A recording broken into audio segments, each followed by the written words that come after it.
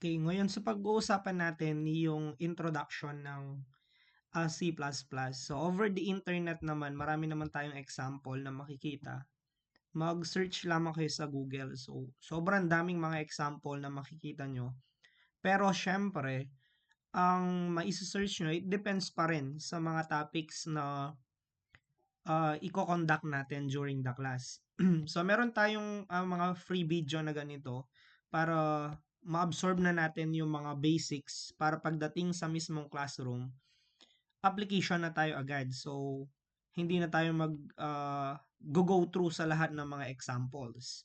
Though may mga examples during the class, pero yun na lang yung mga parang review kasi we already discussed sa video na ito.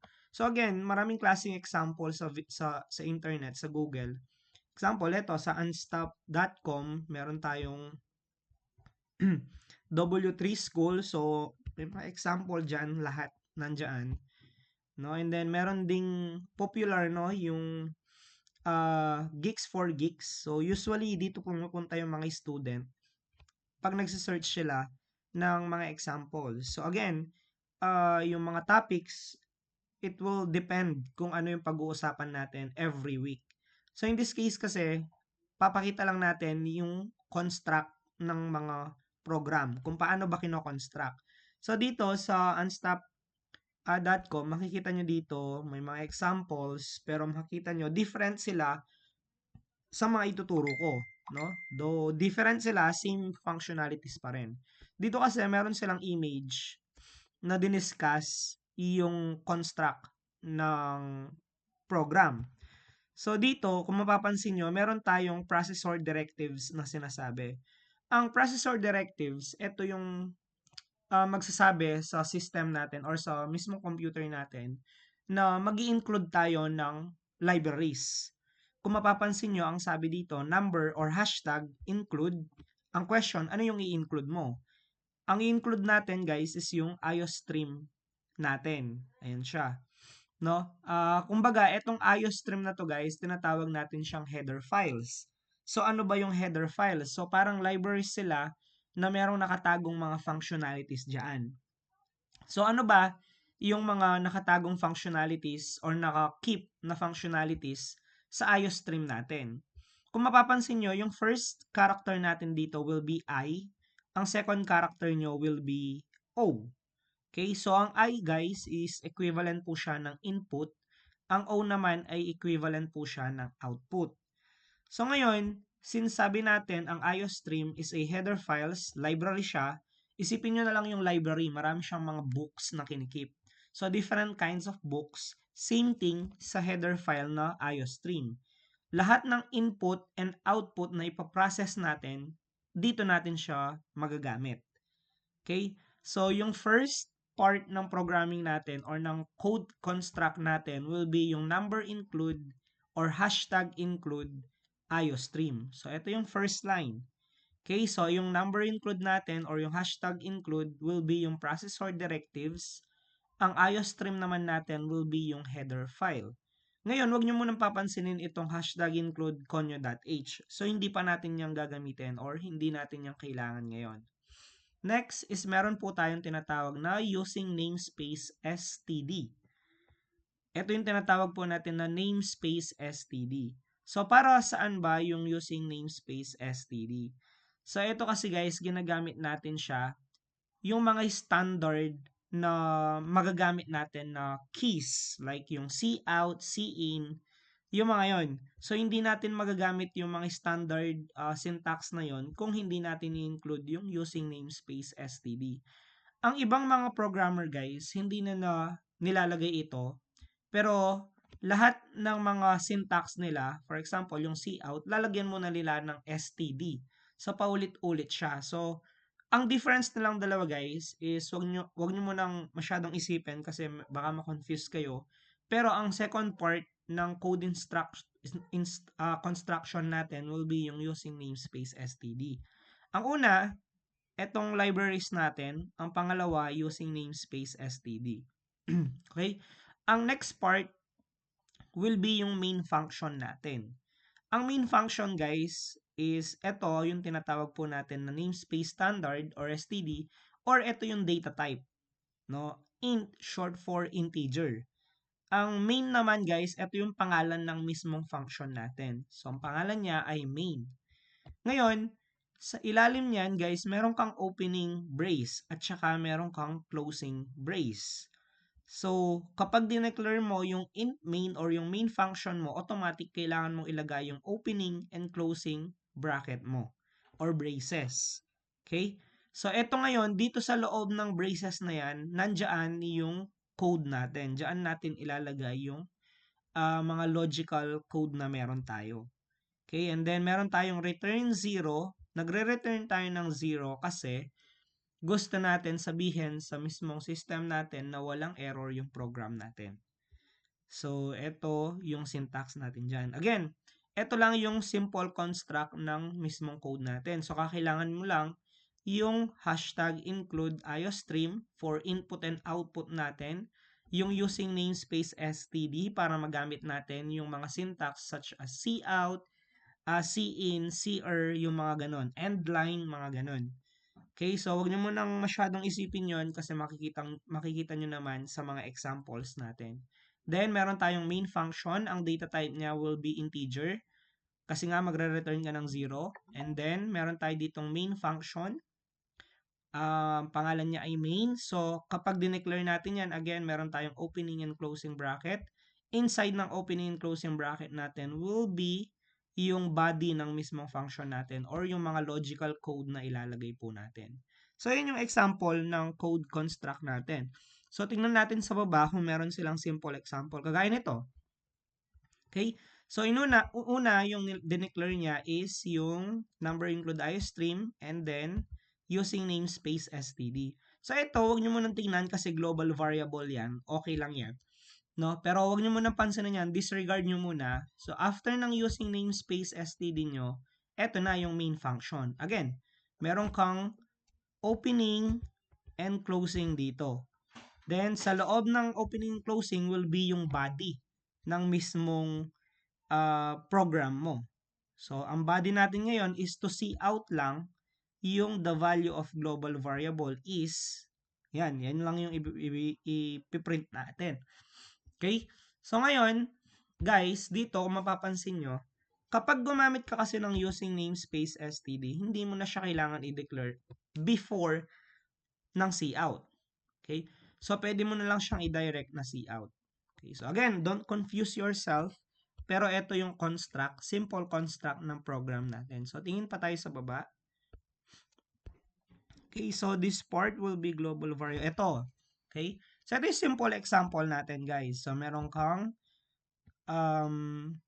libraries, input and output para yung iostream, meron kang using namespace std, then meron kang int main, and then sa loob ng opening and closing braces mo, yung mismong code na gusto mong gawin. This case, huwag nyo munang pansinin yung laman kasi hindi ko pa naman yan tinuturo. Pinapakita ko lang yung paano yung construct ng code natin. Okay? So, kung mapapansin nyo, ayan, example din. Okay, so lahat ng code ng ilalagay natin is nasa loob na po sila ng mismong main function natin. So, basically, yan yung i-read ng compiler ngayon natin. Okay, so yan, kung mapapansin nyo, dumadami na yung example. Okay, so yun yung construct, guys, ng ating program. So, kung gusto nyo, i-copy nyo to, no? Copy nyo yan.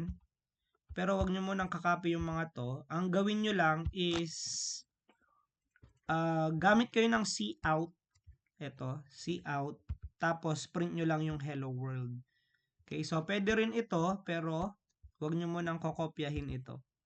Disregard this, guys, and then yan, yun na yung construct ng program natin. Simple lang siya, ganyan lang. Then pwede ka na mag-run nun. By the way, ang gagamitin pala natin na compiler will be yung ating dev C++.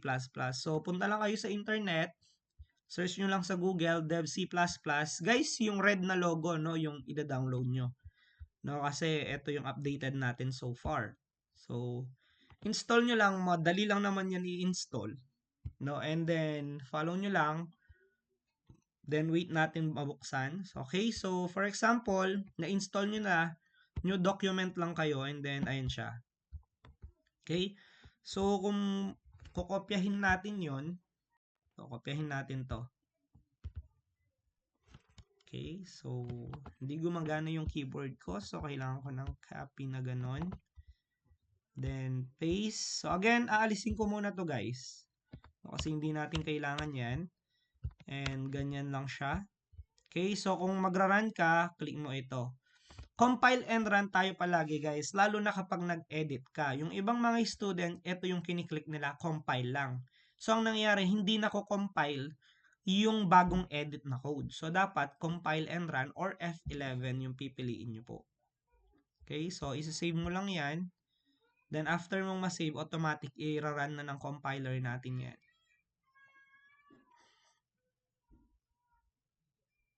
Okay, so wait lang natin siya. Okay, so kung mapapansin nyo, yan siya, hello world yung na-print natin. Okay, so ganyan siya guys ang construct ng ating code. So madali lang siya. Now, next meron tayong mga operators na tinatawag. Ang operators guys is same thing, no? Same thing sa math. Meron tayong addition. Yan, meron tayong, yan, ito sila. Meron tayong addition, subtraction, multiplication, division, modulo, increment, and decrement. Ito, alam nyo na, addition, mag-plus, yung subtraction, minus, multiplication, multiply, division, to divide, modulo, guys, para makuha yung remainder ng computation nyo.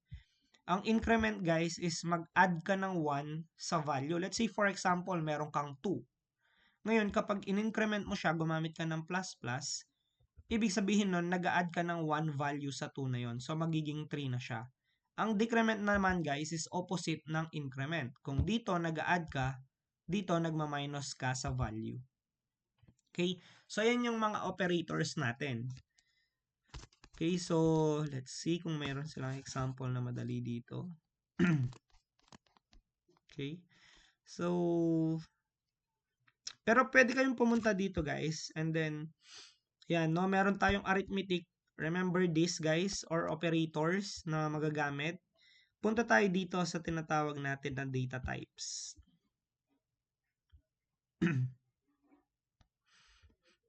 Okay, so sa data types, guys, meron tayong iba't ibang klaseng data types. Meron tayong int, meron tayong float, meron tayong double, meron tayong character, meron tayong bool or boolean, and meron tayong string. Ang integer, guys, ang int, guys, short for integers. So, kung mapapansin nyo, meron tayong integer, ang variable nyo ay my num. Ibig sabihin ng variable, ito yung mag-hold ng value. So, isipin nyo na lang kapag sinasabi natin variable, container. No, kapag sinabi natin container, lalagyan po yan. Okay? So, ngayon, ang container na ito, ang data type na ilalagay niya sa sarili niya will be integer. When we say integer, ito yung mga whole number. So, ito siya, whole number 5. Diba? When we say float naman, guys, at saka yung double, no, ito yung may mga decimals na mga numbers. No, so different from integer kasi ito whole number, ito naman may mga decimals. So either gumamit ka ng float or ng double. So again, itong my float num, variable po yan, my double num ay variable po yan. Container sila. Remember na kapag sinabing variables, container po sila. When we say container, pinaglalagyan po sila. Okay, so pag sinabi natin data type na character, ibig sabihin po niyan letters lang siya. Okay, so kapag gumagamit ka ng character, guys, meron silang palaging single quotation before the value itself. Okay, so kung mapapansin nyo, ayan siya. Kapag sinabi naman natin boolean, guys, or bool, ang value lang niyan ay true or false. Yun lang yun. True or false lang siya. Ang true natin ay sometimes nagsisimbolize siya ng 1. ang false natin, sometimes it symbolize 0. Okay, so ayun yung boolean natin, true or false or ones and 0. Kapag sinabi naman natin string, guys, eto naman yung mga words or sequence of characters na sinasabi po natin. So, let's say words na lang para hindi tayo mahirapan. Okay? So, kapag string ay words sila, at remember, kung ang character may single quotation siya, ang string, guys, may double quotation po siya. Huwag kayong magpapalito sa dalawa na yan kasi kapag ginamit nyo sa program nyo yan, gumamit ka ng string tapos single quotation ang nilagay mo, hindi double quotation, magkakaroon ka ng problema, magkakaroon ka ng error sa program mo. So remember na ang string ay double quotation po siya at words ang kinocontain niya. While ang character naman ay single quotation siya at character lang, single character lang ang kinikip niya. Okay, so ito yung mga example of data types natin. So, gawin natin, try it yourself. Click natin siya. Yan. So, kung mapapansin nyo, guys, copy ko na lang to para hindi siya masyadong magulo. Okay, so ipipaste ko siya dito sa compiler natin. Yan. So, again guys, no, kapag int, whole number, float, tsaka double, may decimals, no? And then, character, single lang yan, character, at saka, meron siyang single quotation. Kapag boolean yan, guys, true or false, and sometimes, or most of the time, it symbolizes ones for true, 0 for false. Kapag string naman, sequence of character or words yung tinatago natin. And again, wag po kayong magpapalito. Ang character, single quote, ang string ay double quote po siya. Okay, so eto ngayon yung datas natin. Ngayon, ipiprint natin sila. Paano ba? Para makapag-print ka, kagaya ng sa hello world kanina, gagamit ka ng cout. And then, meron kang less than operator, dalawa po yan. Ngayon guys, kung mapapansin nyo, sa part na ito, meron tayong int tsaka colon. Ito, wala siyang sinisignify. Ang nangyayari, ipiprint mo lang to as text. Bakit? Naka-quotation ka po kasi. Yan siya. Ngayon, since naka-quotation yan, kahit anong mangyari dito, hindi ka magkakaroon ng error. Kahit anong ilagay mo dyan. Bakit? Kasi label lang po sila. Kapag nasa loob ka ng double quotation sa cout, label lang yan. No? So, ang problema lang kapag wrong spelling ka, syempre it will confuse yung ating mga user kung ano yung instruction talaga. So, kahit hindi ka magkakaroon ng error sa label, kailangan tama pa rin yung instruction mo. Informative pa rin siya. Okay? So, ngayon, may separation ulit tayo dito na less than operator, and then eto na yung variable natin na mynum. Eto siya. Tinawag ko siya dito. Siya yung sinisi-out ko. Bakit? Bakit siya yung tinatawag? Kasi siya yung may handle ng 5. Siya yung may hawak ng 5 natin. Okay? So eto ay meron tong effect, guys, no? Function ito ng C++ natin na gumamit siya ng backslash at saka n. Ibig sabihin po niyan, nag-new line po tayo para hindi dikit-dikit yung output natin. Okay, so i-run natin siya para makita nyo.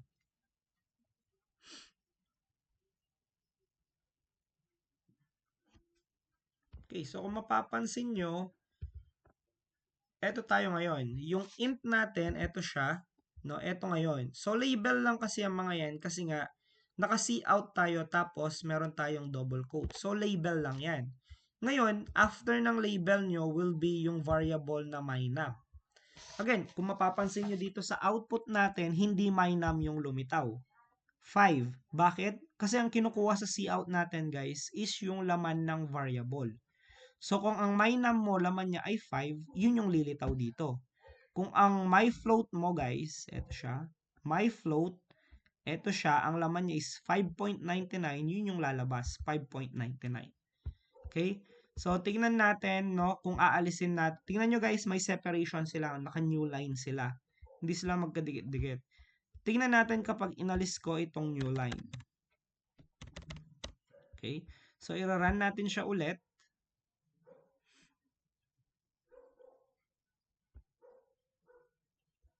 Yan, kung mapapansin nyo ngayon, si float natin guys, wala na siya sa baba. Nasa tabi na siya ng 5 natin. Bakit? Kasi inalis po natin yung new line natin dito sa mynum natin. So, to organize, to print well, or readable yung program natin, gagamit po tayo ng new line para hindi po siya nakakalito. Okay? So, ngayon guys, kung mapapansin nyo, palitan natin yung mga label. Lagay natin ay ito ay int. Yan. So, again, kahit anong ilagay mo dyan, hindi ka magkaka-error kasi label lang yan. Ang problema lang guys, kapag wrong spelling ka dyan, yung informative ng label mo, nawawala na siya. So, it will cause confusion sa mga users natin. So, kung mapapansin nyo, eto na. Ito ay int, tapos 5. So, again, kung ano man yung ilalagay mo dyan, yan yung magiging label ng program natin. Okay? So, I hope clear sa inyo guys yung mga data types natin. Int, float, double, character, boolean, at saka string. So, yan lang naman yung mga data type na mostly na gagamitin natin. And then, meron tayong variable or container. So, huwag kayong magpapalito. Ang variable container.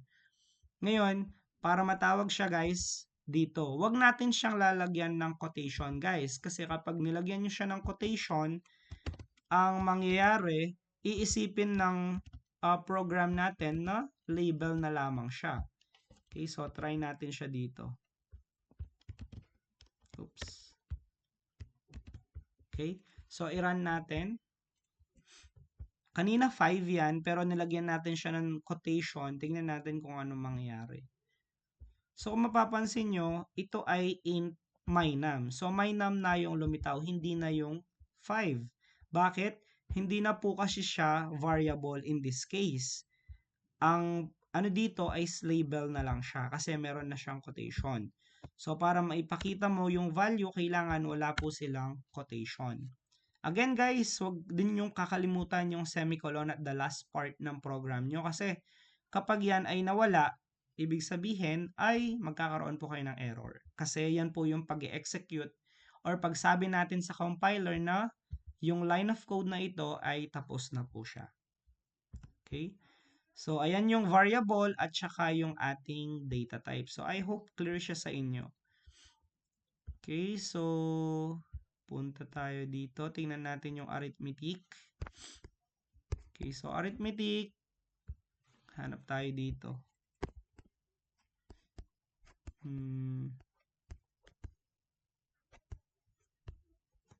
Tingin tayo dito. Sigurado meron sila dito. Ito, operators. Okay, so eto tayo. So, kunin natin siya. Tapos, i-paste natin dito sa ating program. Okay. So, again, ito yung data type, no? Integer, integer, integer.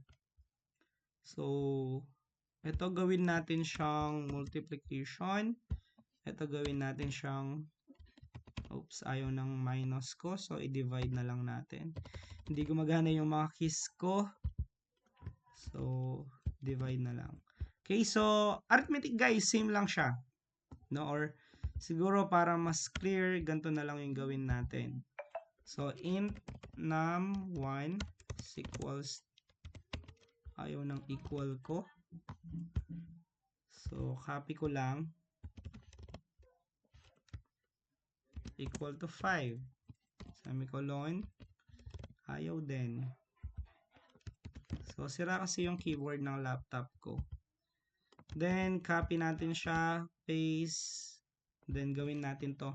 Ngayon guys, kapag gumagawa ka ng variable, take note din pala, bawal yung pareho yung pangalan. Kung gumamit ka na ng num1, hindi mo na siya pwedeng gamitin ulit. Kasi, it will cause confusion, no? Magiging confused or hindi na magiging readable yung program natin. Or alam niyo na, kapag pare-pareho yung variable, hindi talaga maganda kasi magkukos siya ng confusion. So, gawin mong num2 yan. Okay? So, ngayon, in this case, guys, meron kang num1 and num2 na value nila ay 5. Ngayon, aalisin ko to. Maglalagay akong num3 dito. Anong gagawin ni num3? Siya yung mag-hold guys sa addition na gagawin natin. So, tatawagin ko si num3. Tapos, equal natin. Okay, so kanino mo siya equal? Kay num1. Then, lagay natin dito, plus. Then, equal to num2. Then, semicolon. Oops, ayaw nga pala na semicolon ko. Okay. Yan. So, kuha ko ng cout dito. Yan. Tapos, hindi si sum kasi wala naman tayong variable na sum. So, palitan mo ng num3 yan. Then, i-run mo yung program.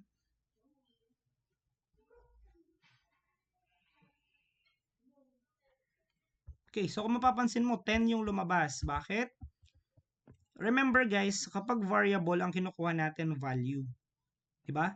So, ang value ni num1 ay 5, ang value ni num2 ay 5. So, ngayon, pinag-plus mo si 5 plus 5 equals to 10. Ngayon, pinag-plus mo yung dalawa na yan, kanino mapupunta yung 10? Sa num3 natin. Kasi siya yung holder natin sa computation. So, dito kasi magko-compute lang siya. For example, sabihin natin na ganito yung nangyari sa computation mo. Ito ay 5. Nag-plus ka dito. Yan. Tapos 5 equal. Ayaw nga pala ng equal ko. Equal.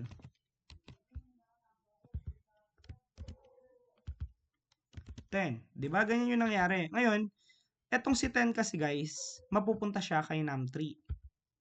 Okay? So, si num3, sini-out natin siya. So, obviously, yung lilitaw ay 10.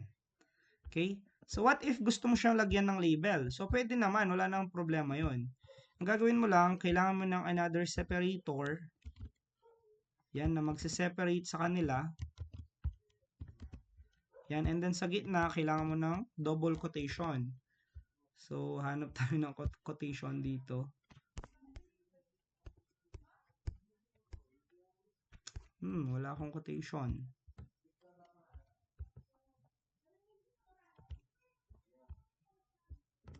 Basta kailangan mo ng quotation dito, guys. So, hanap tayo dito sa nila dito. Ito. Yan, so quotation. Lagay mo dito my number is. Yan, lagay mo ng space para hindi siya dumikit. Yan, run natin.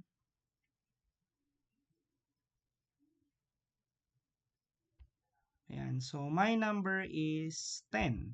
Okay, so ganun mo lang siya lagyan ng label. So, hindi naman mahirap yung programming guys. As you can see, sobrang simple lang niya. No, ito parang nag-math ka lang din. Ang difference, hindi lang difference kasi sa math, meron ding mga variable na nag-hold ng mga datas, di ba? So, as you can see yan, no?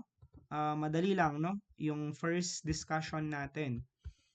Ngayon guys, just remember na to play out no yung etong mga examples natin, and also may mga examples naman dito sa internet. You can go through sa iba't ibang klaseng examples, no? Marami, ayan. So, dito meron tayong computation. So, dito guys, kung gusto mong palitan ng multiplication yan, pwede rin naman. So, palitan mo siya ng multiplication. Then, i-run natin yung program. Then, as you can see, 25 na siya. Papalitan yung value. 5 times 5 equals to 25. No? And kung gusto mong division, pwede rin naman. Palitan mo lang yung sa gitna ng num1 and num2 mo or dun sa computation mo.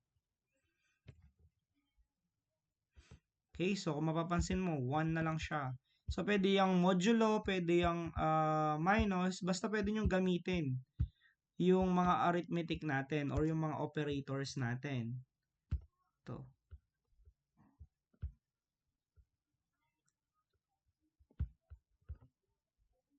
Yan. So, pwede nyo gamitin itong mga operators.